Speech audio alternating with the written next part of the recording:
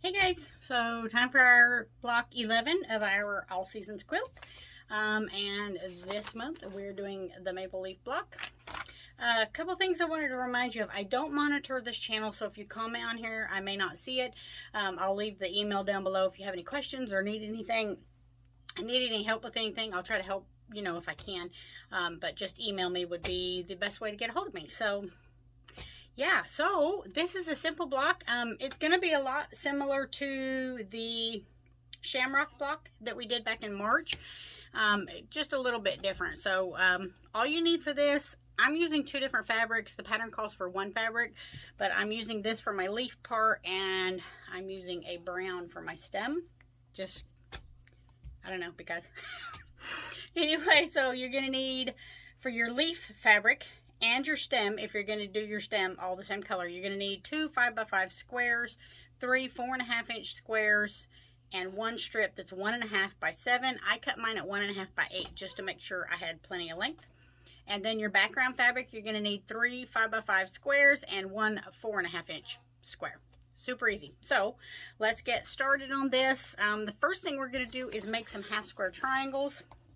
So you're going to take 2 of your leaf fabric 5x5 squares and 2 of your background 5x5 squares. I had some leftover charm packs. I'm just using those.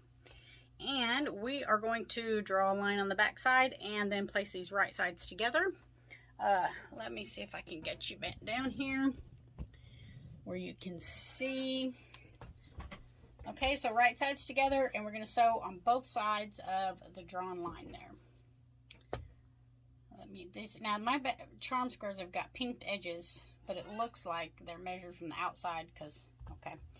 I hate fabric that's got pinked edges. This stuff drives me crazy, and I try to avoid buying it. I think these were a gift, or I don't know, I got them free or something. I probably would not have bought them myself, but anyway, so we're gonna sew down there on both sides of that line, and I'm just gonna chain piece these just because it's a, just why not? I mean, why not? Let's make this block like easy, right? Can you believe it's almost the end of the year already? I'm just, golly, where did it go?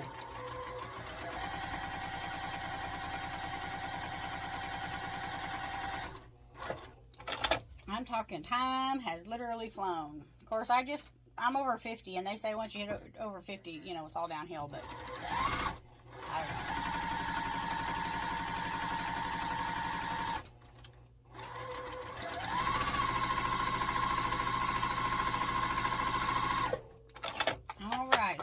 Cut them apart, and then we will iron and square these up. Okay, so we're going to slice these in half right on the drawn line. It'd be helpful if I opened my rotary cutter. It cuts a whole lot better instead of me trying to cut it like it is. Are y'all ready for the holidays? I am so not ready. I'm doing a lot of handmade gifts this year, and so I've been doing, that stuff, sewing that stuff up, trying to get ready. Now, depending on which ruler you use to square these up, I'm using a block lock. I used to use the Quilt in a Day ruler, which you would square these now before you pressed. With the block lock, you need to go ahead and press, and so that is what I'm going to do. So I will we're going to press all of our fabrics to the dark side. And just remember, anytime you're doing half square triangles, that it's stretchy. So just, don't stretch anything. Okay, let's get them squared up. Now, if you're using the block lock ruler, they say to put the writing on the background always. This ruler happens to be 4.5 inches. So it's going to be perfect to square this. I bought these a couple of months ago. I've been using the Quilt in a Day, and I've used some other rulers, and I bought these a couple of months ago, and this was probably one of the best investments I ever made. I think I got 3 of them, 3 different sizes for, I don't know, like 35 bucks on Amazon or something. And like I said, it was one of the best investments. I don't have very much to trim here, just a little bit. So apparently my 1/4 inch seam wasn't too far off, which is surprising. Usually you just never know with me. I mean, you just never know. So anyway, all right. So we need to square all 4 of these up. Okay, so our other 5-inch square that we had, we are going to cut it in half, slice it diagonally one time, just from corner to corner. So, just like this. So now we have 2 triangles, and we're going to take our stem, and we're going to sew it in the center there. See, I made my strip at 8 inches. You can see I've only got about 1/2 inch on each side hanging over, which is why the pattern says 7 inches. I went with 8 inches because I knew we were going to trim it down anyway. So you want to find the center of this, and the easiest way to do this is take your triangle and fold it in half and make a little crease right there, and then take your rectangle and fold it in half and make a crease, and then all you have to do is match up the creases. It's easy peasy. And since I'm going to iron one side, I think I will just make little dots and make a mark on the back side, because every time I do this, I iron my crease out of the other side, and then I'm trying to figure out where it goes to put it in. So I just made 2 little dots, so I know where it's at. Okay, so then I'm going to flip this over. I'm going to match the dot up there and the dot up there. Now these are bias, these triangles. So what I'm going to do is just take a pin and put in there just to kind of hold that while I sew it on this side too. I've been using pins. I used to never pin nothing, but I've been using them a whole lot more, and I found that it's making my life a little easier. And why I was so stubborn and hard-headed before and didn't want to use them, I don't know. But anyway, here we are. I guess as we get older, we learn and do things differently, right?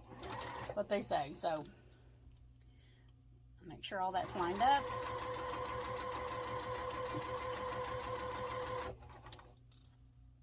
It's still lined up.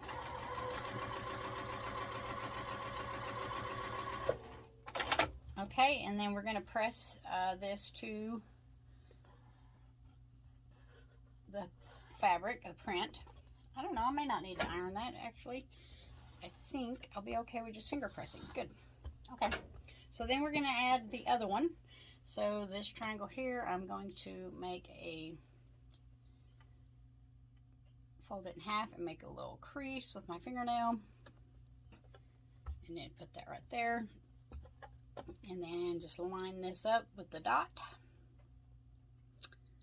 There we go. And line that up. And I'll stick a pin in it here. Okay, and this one is lined up. I mean, you are going to trim them, so if they're not exact, it's not, you know, the end of the world, but you need them pretty close, because otherwise you're going to be way off, and then you won't be able to square it up. So, okay, I got that one on there. All right, here we go. We're going to sew down the side, 1/4 inch. Uh-oh. All right, I'm going to take my pen out. I got to line this back up. There we go. I guess I shifted it when I put the pin in it. That's probably why I didn't use pins before. A whole lot of them anyway. Because I found it would shift on me, or, you know, something crazy. So, all right, and then we want to press this one towards the fabric. Okay, and then I'm going to press this with the iron. So then you're going to have something that looks like that. So let me run the iron over this right quick.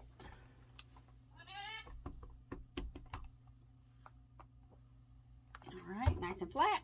And then we're going to square this to 4.5 inches also. And I'm just going to go ahead and use my block lock ruler, because I think I can do it this way. Nope, I cannot do it that way.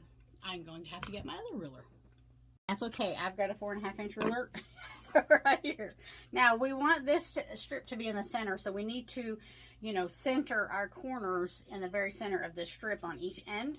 So your ruler should have, most of your rulers should have a diagonal line. You can use that to get that centered.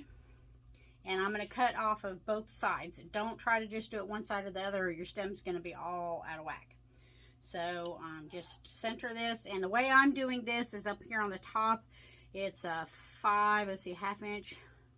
Well, it's 5 marks. 1, 2, 3, 4, 5, 6 marks and then 6 marks down to the edge on this side and 6 marks to the edge on that side in the corner, so I know I'm in the center. I'm sure there's a more scientific way to do this. This is just what makes sense to me. So once I've got 2 clean edges now, when I turn this around, it won't be any problem. I can just line my ruler up, and I'm going to be centered there, and I will be good to go. Maybe. We hope. I need to get a new blade for my thingamajigger. Okay. So then that's what your little strip's going to look like. So now we just get to lay our block out. Easy peasy. What they say, lemon squeezy. So our background's going to go at the top all the way over. We are going to have a half square triangle that is going to go down to the left. Sorry, there's my bird. The other one's going to go down and to the left. The next half square triangle is going to go up. So these two are going to be pointing to each other. And a 4.5 inch square, solid square, 4.5 inch solid square. This other last solid square is going there. This is going to face up, this half square triangle, and then our stem is going to face in toward the stripe, just like that. So then we just sew it together, and it's just a big 9 patch essentially. So let me bring y'all over here. And so I'm just going to flip these over and sew, chain piece them all the way down, and then flip them back over and attach them. Attach the other squares, and we'll be good to go.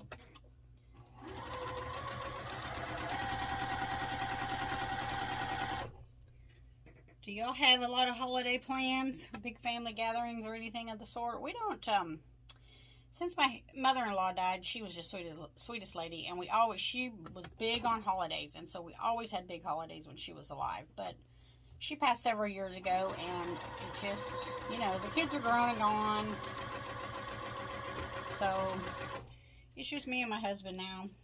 We might make a little bit of a turkey or something, and of course, you know, you got to have the pecan pie and that kind of stuff, some of the traditional stuff, but we don't do a whole lot anymore. We like it kind of quiet. For some reason, I can't get that to line up. There we go. Okay.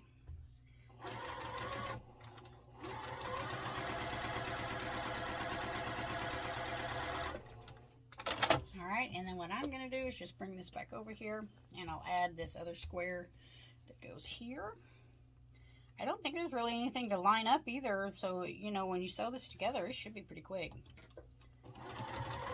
This would be a really cool quilt to do, and do like your leaves, to do them all different colors, like rainbow colors, and have them all face in different directions and stuff in the quilt top. Would be really pretty, I think. Anyway, you know.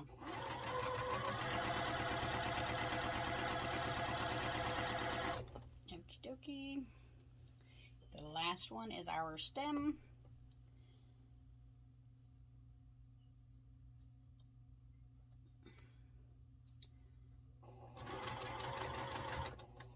Oops. Slid over just a little bit. There we go. Now normally for me, I will take all these apart and press the seams the way I want to go with the iron. I seem like I can get a better fit for the overall whole block, but for video's sake, we are just going to finger press them. So I'm going to press these top ones to the outside. Now you can press these any way you want. You just need to make them go opposite so that you can join them up together whenever you sew your rows together. Okay, and that one. I got this little wooden magic seam wand. I really like this little deal. It really flattens those seams out, and it helps a lot, especially for me, because like I said, otherwise I have got to go to the iron and press it, or else I just cannot seem to get the accuracy that I like to get. Not that I'm super accurate, because I am not, but y'all know what I mean. So anyway, we're going to flip this over. So this one together. Alright, here we go. line those up. And then just nest your seams whenever you get to them.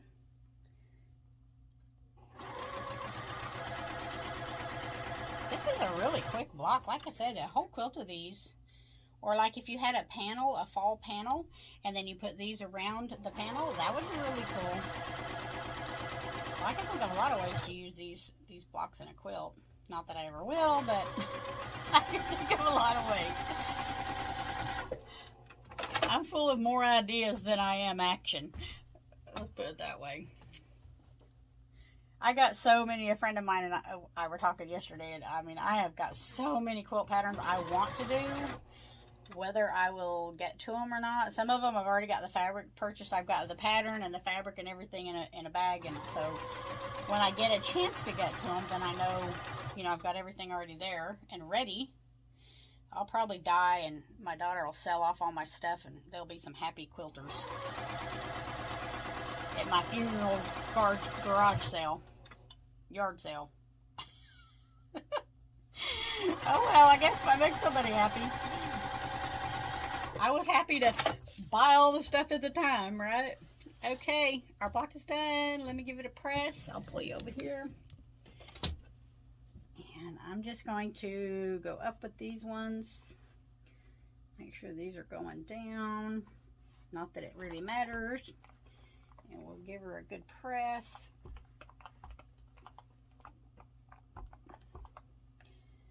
And it should come out at 12 inches finished or unfinished. Yeah, 12 inches finished or 12 and a half unfinished, however you like to say it.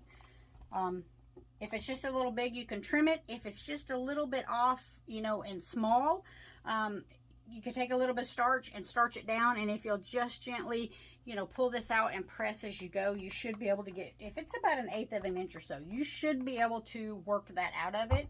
Steam, if you steam this, it's going to draw your fabric up. Dry iron will leave it like it is. Starch will set it. So if you steam it and it draws up a little on you, then you'll know how come. So yeah, the steam will definitely draw it up. So there is our maple leaf block. Oh, that turned out really cute. I like that yellow. Isn't that cute? That's a fat quarter I had. All right, so that's block 11. Next month will be block 12, and we'll be finished with our all seasons quilt. I'm hoping to be able to get it all put together. I've got the sashing bought already.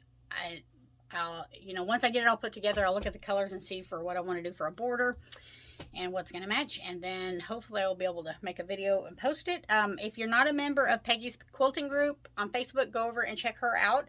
Very laid back community of quilters, very supportive and very helpful. No drama, no baloney, no BS, none of that. But I do post most of my quilt stuff there. So yeah. All right. Well, have a great day, and I hope you guys all have a great Thanksgiving and a happy fall and all the good stuff. And we'll see you next month. Bye.